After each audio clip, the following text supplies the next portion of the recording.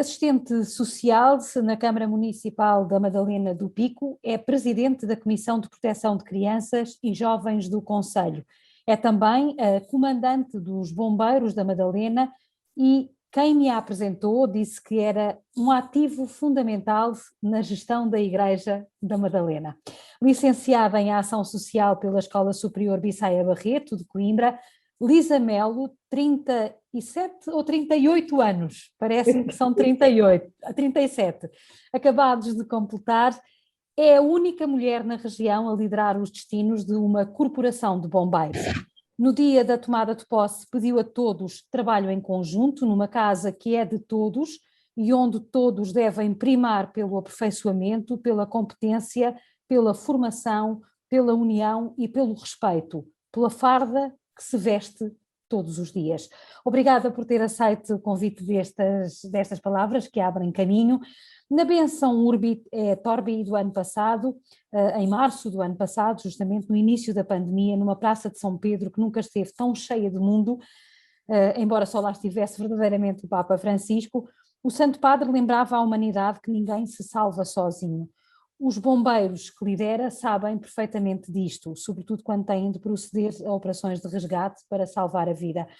Este alerta em jeito de lembrete, Lisa, feito pelo Papa há um ano atrás, que leitura é que tem para uma bombeira que, além de estar preocupada em salvar vidas, estará também certamente muito preocupada em preservar as próprias vidas da sua própria corporação?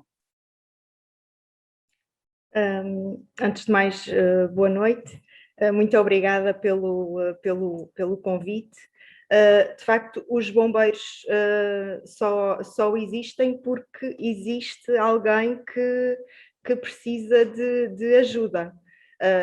Estamos presentes pelo amor ao próximo, pelo cuidado, pela proteção às pessoas. Esta afirmação do Papa faz todo o sentido, ainda mais na altura que o mundo vive atualmente. Precisamos cada vez mais de olhar o próximo e trabalhar também cada vez mais em conjunto em prol do outro. A realidade que vivemos nos dias de hoje, esta pandemia, mostrou uma fragilidade no ser humano que acho que não estávamos preparados de todo para enfrentar, e só com o esforço de todos em conjunto é que a podemos ultrapassar. É a altura de todos cuidarem de todos.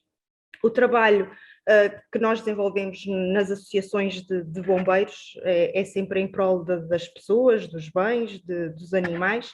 Muitas vezes colocamos a nossa vida em risco para proteger o próximo, daí o lema que nos define, que é mesmo vida por vida, e esta fase que atravessamos agora também não é exceção, nem tem sido diferente. Estamos desde a primeira hora na linha da frente, no combate à pandemia. Aqui, na nossa realidade, temos estado bastante bem, com algumas situações pontuais que têm sido facilmente ultrapassadas, exatamente porque tem havido um trabalho em conjunto muito, muito grande e um esforço de todos para as coisas correrem bem. O que é que tem mudado na vida dos bombeiros este último ano? Essencialmente o cuidado que temos que ter com nós próprios e com os outros. Nós tivemos que fazer muitas reformulações em termos de serviço, porque todos trabalhamos com todos, e isso dificulta muito o nosso trabalho diário. Obviamente que com o passar do tempo as nossas medidas de autoproteção vão interiorizando e torna-se cada vez mais fácil, já faz parte do nosso dia a dia, mas no início do ano foi muito complicado, e porque era tudo novo, nós íamos ao desconhecido, e foi difícil em termos de medidas de autoproteção, inclusive teve que haver uma sobrecarga de horários, que continua a haver sempre que há transportes de pessoas suspeitas ou infectados, que torna-se difícil, porque todo este processo é extremamente complexo e moroso. Tivemos, inclusive, bombeiros que tiveram que sair das suas casas, tivemos vários bombeiros em isolamento. Felizmente, a nossa corporação tem escapado a termos positivos, ainda não tivemos situações positivas. Quem é que mais recorre aos vossos serviços, fora a pandemia, e também tendo em conta a pandemia, quem são os principais, não direi clientes, mas utentes dos bombeiros? Nós, durante o ano 2020, a nossa corporação teve 4.300 ocorrências aproximadamente. A grande maioria são transportes doentes, e aí entramos numa faixa etária mais elevada. Uhum. Elisa, para além de dirigir uma corporação de bombeiros, imagino que dirija mais homens do que mulheres, embora isso não seja certamente um problema, mas além de dirigir também tem responsabilidades ao nível da Comissão de Proteção de Menores e Crianças em Risco. Hoje nós falamos em salvar vidas humanas, vidas que estão doentes, digamos assim, com um tipo de patologia que tem a ver essencialmente com a saúde física, mas também há outras vidas para serem salvas, e muitas vezes estas crianças são crianças que precisam ser salvas, primeiro da sua própria vida, que é um infortúnio, mas por outro lado também para lhes dar um novo projeto de vida. Como é que lida e que problemas é que enfrenta no seu dia-a-dia juntamente com estas crianças? Sim, eu também faço parte da Comissão de Proteção de Crianças e Jovens da Madalena, a qual assumo atualmente a presidência, e neste âmbito é importante referir que o nosso país nos últimos anos tem dado passos no avanço em termos de prevenção e de proteção à infância. Tem-se dado muita atenção a este assunto e temos vindo a ter resultados muito significativos neste âmbito. No que diz respeito à nossa realidade, também temos vindo a ver resultados bastante positivos, e acho que tem muito a ver com o trabalho que temos vindo a desenvolver junto com todas as instituições, as forças vivas do Conselho, que de facto tem-se verificado muitas melhorias e um decréscimo acentuado das sinalizações de situação de perigo. Acho que a população também está cada vez mais sensível para estar atenta e alerta a estas situações que colocam os mais pequenos em perigo. Como o provérbio diz, é preciso uma aldeia para educar uma criança, e é mesmo assim. Se todos trabalharmos em conjunto, conseguimos. As comissões não fazem nada sozinhas, dependem sempre de uma comunidade e de todas as pessoas envolvidas na proteção das suas crianças. Eu já estou na CPCJ há alguns anos, e de facto temos verificado que o número de sinalizações tem vindo a crescer, e eu quero acreditar que está relacionado com o trabalho que temos feito em termos de prevenção.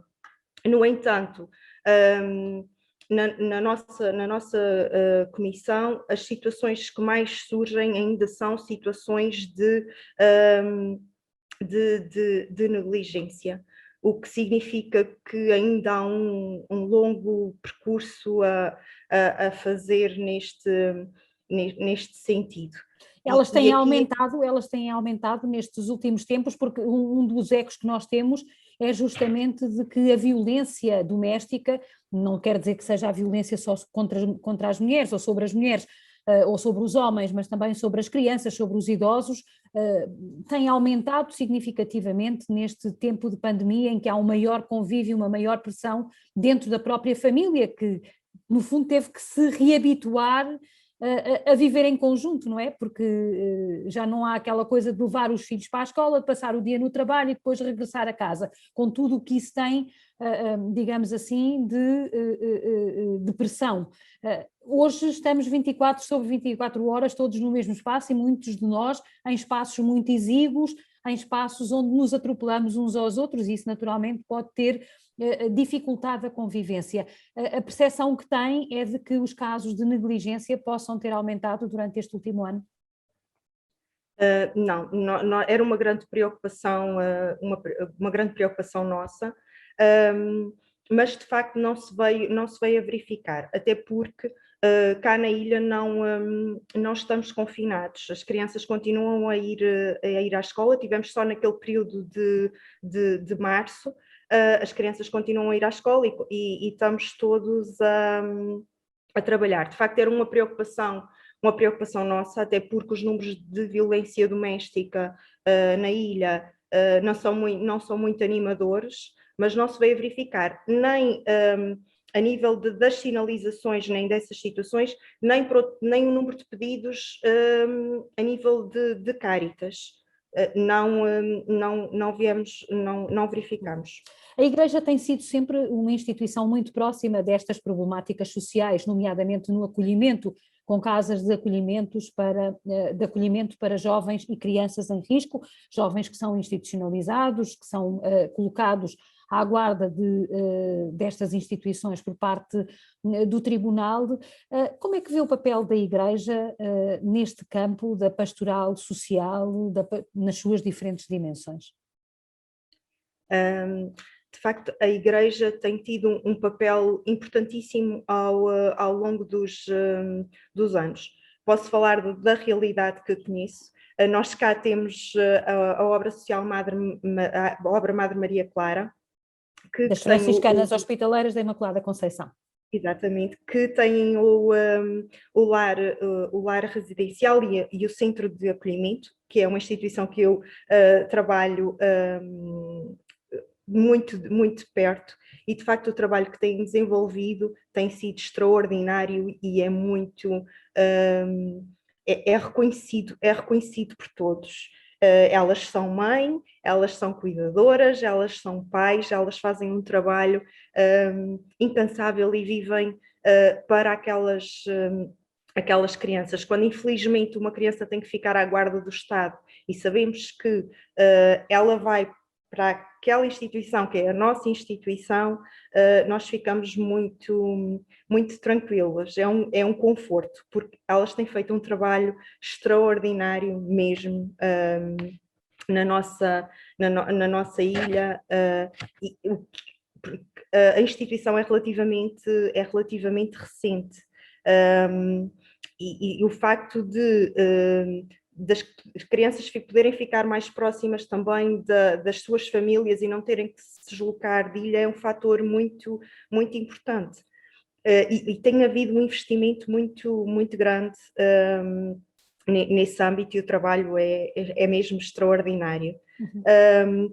Também, em termos dos agrupamentos de escoteiros, a nível do Conselho, têm muita atividade, o que tem desenvolvido um trabalho muito, muito interessante com os mais jovens.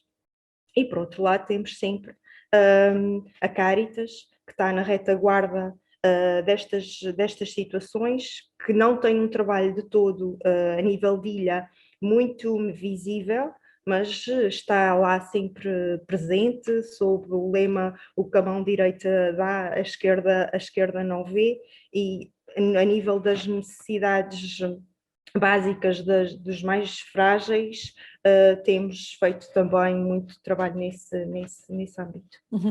Nós temos a percepção de que a proximidade aí também facilita um pouco, não é? O conhecimento, serem poucos, conhecerem-se uns aos outros e terem um trabalho mais sistematizado e em rede. De qualquer forma, a Igreja muitas vezes é acusada, nem vamos avaliar se bem se mal, mas é acusada de um certo assistencialismo, mais do que refletir sobre esta proximidade.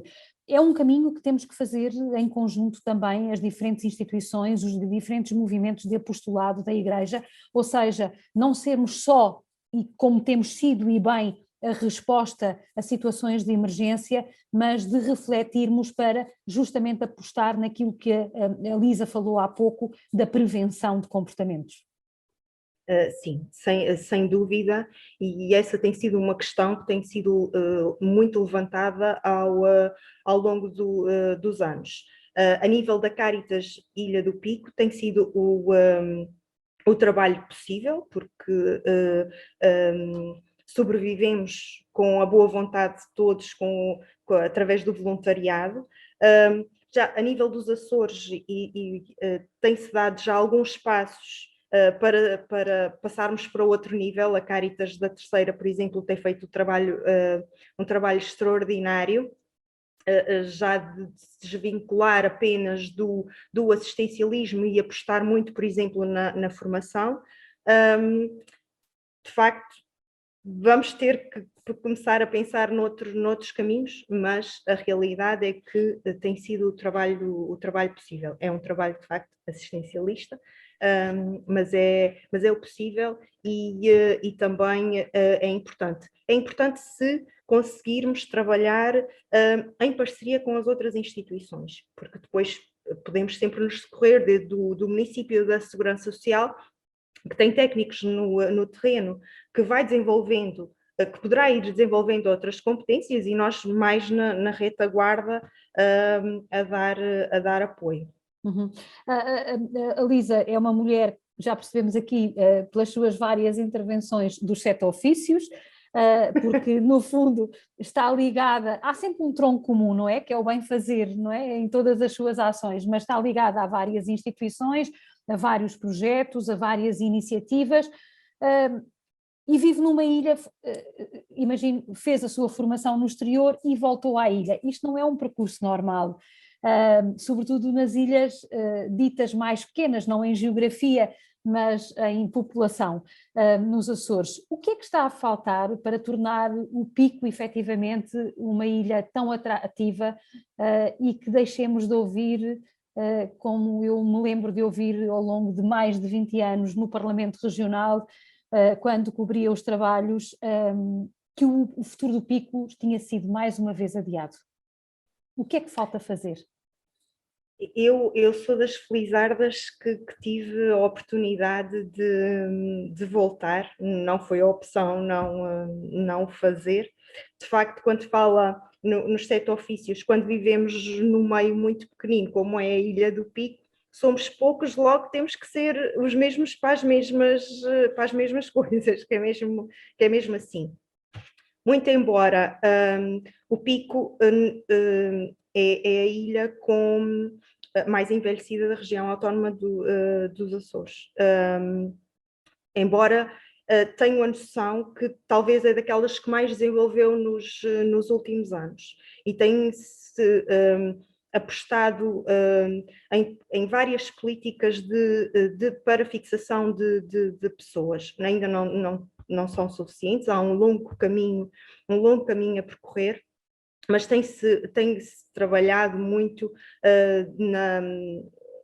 no emprego, na natalidade, que é um assunto um bocadinho assustador quando falamos em ilhas como as nossas, e tem-se trabalhado nesse sentido, embora de facto ainda há um longo caminho a fazer. E este caminho tem que ser sempre feito de forma muito, diria, harmoniosa e equilibrada, porque por um lado é preciso fixar pessoas na ilha, mas mas fixar com condições e garantir que elas têm condições e nunca descurar aqueles que são os mais velhos e que dependem de nós. O facto de termos uma ilha muito envelhecida faz com que muitas das nossas políticas sociais tenham que ser viradas para o envelhecimento e não podemos descurar de forma nenhuma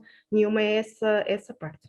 Os idosos que, de resto, neste contexto de pandemia, têm sido dos que mais têm sofrido devido ao isolamento, são duplamente penalizados, são uma população de risco e, ao mesmo tempo, na altura em que precisariam de mais aconchego, sobretudo da família, estão privados de o fazer, muitas vezes porque até para seu próprio bem. A região e o Estado em Portugal, de uma maneira geral, porque nós não vivemos isolados só em ilhas, fazemos parte de um todo. Pergunto-lhe, temos feito tudo o que está ao nosso alcance para proteger os nossos idosos? Não, acho que de forma nenhuma. Os nossos idosos não estão protegidos de todo. Até porque a maioria dos nossos idosos têm reformas extremamente baixas que nem para a medicação dá, e é muito frustrante. Pessoas que trabalharam a vida toda chegar ao final do mês e ter que prescindir de um medicamento em prol do outro porque não têm para adquirir. É urgente medidas que promovam um envelhecimento saudável. Na realidade que conheço, durante esta pandemia, o município de facto desdobrou-se para estar próximo dos mais próximos e disponibilizou, já tem há alguns anos, inclusivamente um projeto que começou a trabalhar mais intensivamente nesta altura, que garante um contato móvel 24 horas por dia aos idosos, em que são garantidas as idas à farmácia, às compras, para eles terem o mínimo de deslocações possível, que tem facultado profissionais de desporto para irem à casa deles, para eles manterem alguma atividade nos pátios, nos jardins, porque aqui todos têm um pátio ou um quintal, para manterem alguma atividade física, assim como o acompanhamento às consultas quando é necessário, porque de facto muitos deles não têm o apoio nem o acompanhamento de retaguarda, que é muito importante nesta fase. Um idoso ir a uma consulta, poderá ser uma consulta de rotina com um médico de família. Muitos deles chegam lá e nem conseguem identificar aquilo que têm, nem o percurso, nem a medicação que tomam, e de facto esse acompanhamento tem sido muito, muito importante, e neste momento acompanhamos muitos idosos neste âmbito. Uhum. Aliás, a solidariedade intergeracional, sobretudo para os doentes que não estão, para os idosos que não estão institucionalizados, revelou-se como um grande desafio durante esta pandemia. Eu lembro-me, por exemplo, de ver no meu bairro papéis às portas dos prédios a dizer: eu sou jovem, o meu número de telefone é este, se precisar de alguma coisa, por favor, disponha, vizinho. Portanto, esta ideia da vizinhança, da proximidade e da entreajuda foi muito disputada também, ou muito reativada, digamos assim, durante esta pandemia. Nós vivemos na Diocese uma caminhada sinodal, esta vertente da pastoral intergeracional, que é uma coisa que se fala pouco, porque geralmente compartimentamos muitas coisas, não é? A pastoral social, depois é a pastoral dos jovens, depois é a pastoral catequética, depois é a pastoral litúrgica. Esta pastoral intergeracional pode ganhar esta alavanca na Diocese de Angra com estes novos desafios criados pela pandemia? Ou pode nos tornar pelo menos mais conscientes? Pelo menos mais conscientes, sim, que a pandemia que sirva nem que seja para olharmos para o outro e deixarmos de ser tanto egoístas, porque a realidade é que estávamos a caminhar por um caminho de muito egoísmo.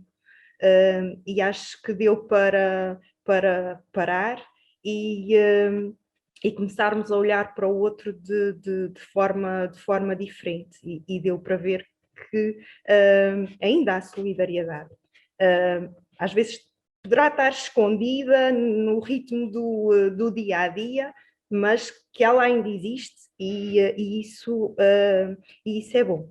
A nível da intergeracionalidade, eu acho que se calhar o futuro passa também por aí. Uhum.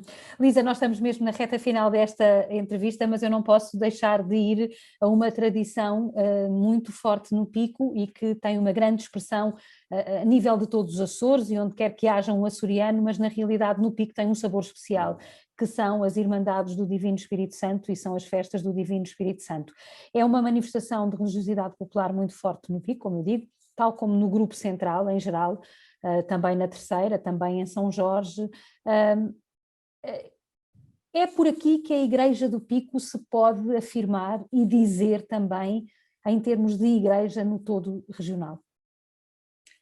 De facto, vivemos cá com muita intensidade as festas do Espírito Santo, que infelizmente o ano passado não conseguiram, não houveram, e este ano também não vão existir, e se calhar poderá passar por aí, porque é das manifestações religiosas que mais jovens conseguem envolver. E através do Espírito Santo conseguimos envolver comunidades, e é a manifestação que de facto vemos ainda muitos jovens envolvidos, e o futuro é deles. Uhum. Só uma última pergunta mesmo para finalizarmos. Qual é o seu maior desejo para a igreja que serve? Mais envolvência de todos.